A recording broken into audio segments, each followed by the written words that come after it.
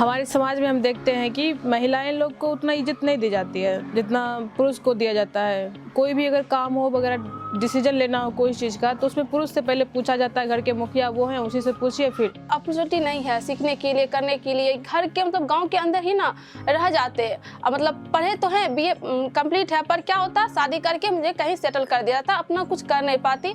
शुरू से ही उनका सोच बन गया कि लड़के बाहर जाके पढ़ सकते हैं, लड़कियां नहीं।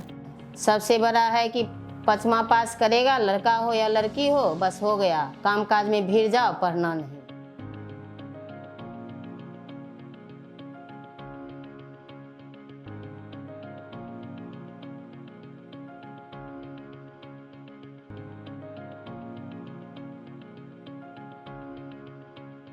हम लोगों ने 2022 में लगभग 1200 यूथ्स के साथ एक मोबिलाइजेशन किया और फिर हमारे जो सिलेक्शन प्रोसेस है उससे गुजारा और हम लोगों ने 50 एडो लीडर के साथ अपना प्रोग्राम बेगूसराय और तिगड़ा में शुरू किया।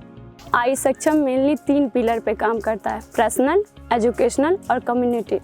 पर्सनल में होता है कि खुद पे काम करना रहता है, खुद को कैसे बेहतर बना सकते हैं। एजुकेशनल में रहता है कि हमें स्कूल में जाके बच्चों को शिक्षा देनी रहती है, मतलब खेल कूद के माध्यम से बच्चे को जोड़ना रहता है। और कम्युनिटी में रहता है कि हमें गांव-गांव घूम के बहुत सारी सरकारी योजनाओं का जो लाभ नहीं उठा पा रहे हैं उनको उन सब के बारे में बताना रहता है, उनकी जानकारी देनी रहती है। जब वहाँ पे ट्रेनिंग हुआ था ना तो हमें बहुत चीज़ों का सीखने का मौका मिला, जिससे हम खुद की आवाज़ को उठा सकते हैं, वॉइस एंड चॉइस रख सकते हैं किन्हीं के पढ़ते। 2 साल के प्रोग्राम में हमारी कोशिश होती है कि ये जो एडो लीडर है, ये जो यूथ हैं, ये एक चेंज मेकर, एक लीडर के रूप में निखरे, अपने समाज में एक अपनी पहचान बनाए। वहाँ पे जो ट्रेनिंग हम लोग को दिया जाता है ना, उससे हम लोग को कॉन्फिडेंस आता है।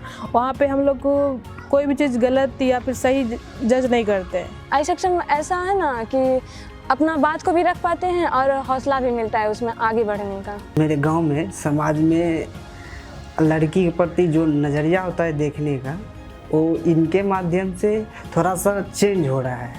उसको सम्मान मिल रहा है, धीरे धीरे बच्चा लोग जानने लगा है। जहाँ भी पूछिए तो बच्चा लोग बोलते हैं अंजलि मैडम आप पढ़ा रही है, अच्छी पढ़ा रही है। हमको बहुत अच्छा लगता है, बहुत अच्छा खुश लगता है। कम से कम मैडम को मम्मी तो बोले ही हमको। बच्चों को गतिविधि आधारित शिक्षा देने से बच्चों में पढ़ने के प्रति जागरूकता बढ़ी है। वर्तमान में उपस्थिति जो है उनके पढ़ाने की शैली से प्रभावित हुआ है। तो वर्ग लेने का शैली भी ऐसा था कि लगता था कि जैसे बीएड करके या डीएलएड करके जो शिक्षक आते हैं वो शैली इन लोगों के मैंने इन लोगों में देखने को मिला।